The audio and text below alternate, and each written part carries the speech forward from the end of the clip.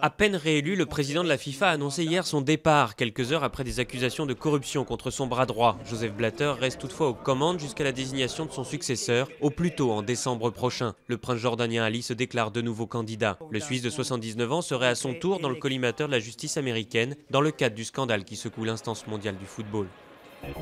Le Congrès américain prive la NSA de vastes moyens de surveillance. Votée hier, immédiatement promulguée par Obama, la loi limite le recueil de métadonnées téléphoniques par l'agence américaine.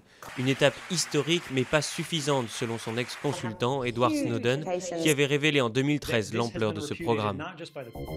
Le roi d'Espagne est à mi-parcours de sa première visite d'État de 3 jours en France, interrompue en mars à cause du crash de la Germanwings. Hier, Felipe VI a rendu hommage aux secouristes avant un dîner à l'Élysée où les deux chefs d'État ont appelé à unir les forces de leur pays face à la crise et à faire front commun face au terrorisme djihadiste. Rencontre cruciale ce soir à Bruxelles entre le Premier ministre grec et le président de l'UE. Alexis Tsipras amène 46 pages de réformes prévoyant notamment une grande refonte de la TVA et de la sécurité sociale. Mais ses créanciers lui présentent un programme concurrent. Jean-Claude Juncker doit donc faire office de médiateur afin d'obtenir un accord d'ici vendredi pour débloquer une tranche de prêt vitale pour Athènes. Pourchassés pour leur ivoire, les éléphants d'Afrique ont trouvé un refuge, le Botswana, qui abrite désormais plus du quart des pachydermes du continent dans ses vastes parcs naturels.